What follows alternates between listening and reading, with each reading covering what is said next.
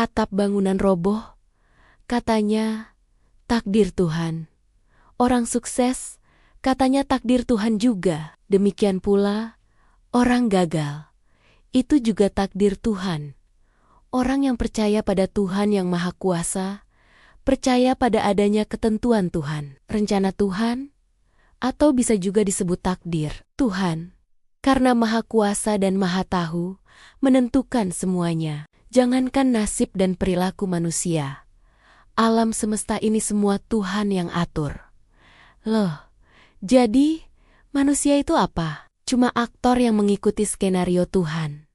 Jadi, kalau gitu apapun yang dilakukan manusia itu semua sudah ditetapkan oleh Tuhan, termasuk ketika manusia berbuat jahat. Pada titik itu, manusia tidak terima. Kalau semua sudah ditentukan Tuhan, kenapa manusia akan dihukum oleh Tuhan kalau berbuat jahat? Lalu muncullah konsep sebaliknya, yaitu bahwa Tuhan tidak mengatur perilaku manusia. Manusia bebas melakukan apa saja. Lah, tapi masa Tuhan tidak bisa mengendalikan tingkah manusia?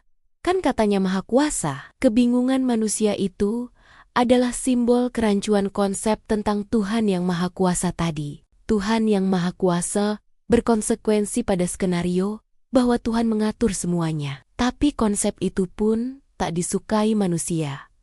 Karena manusia merasa punya kebebasan. Mereka mengajukan konsep jalan tengah, bahwa Tuhan mengatur bagian tertentu dan memberi kebebasan di bagian tertentu juga. Secara nalar itu konsep yang rancu.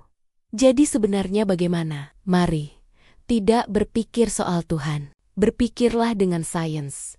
Manusia itu apa? Manusia adalah makhluk biologis yang memiliki kemampuan berpikir dan mampu membuat keputusan. Kenapa manusia bisa berpikir? Karena ia memiliki struktur otak yang memadai. Makhluk lain bagaimana? Ada makhluk yang bisa berpikir juga. Simpanse, anjing, itu contoh makhluk hidup yang bisa berpikir. Hanya saja, cara berpikirnya tidak sekompleks manusia. Apa yang mempengaruhi pikiran manusia? Ada banyak hal. Pengalaman sejak kecil, struktur fisik otak, hormon, dan masih banyak lagi faktor. Apakah manusia bebas memilih? Di bawah pengaruh berbagai faktor tadi, diproseslah informasi-informasi dan kemudian jadi keputusan. Keputusan ini murni hasil olah otak. Dalam konteks ini, bisa dikatakan manusia itu bebas, tapi otak itu sendiri tidak bebas. Dalam arti, ia dipengaruhi oleh hormon, pengalaman masa lalu, struktur fisik, dan sebagainya.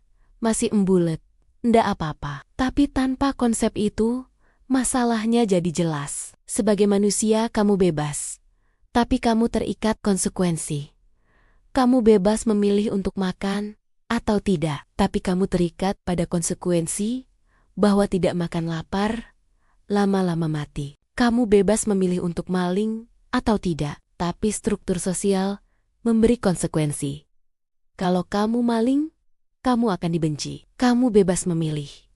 Mau bikin bangunan pakai ilmu teknik sipil, mengikuti aturan konstruksi dan keselamatan, atau tidak mengikuti. Tapi kamu terikat pada konsekuensi.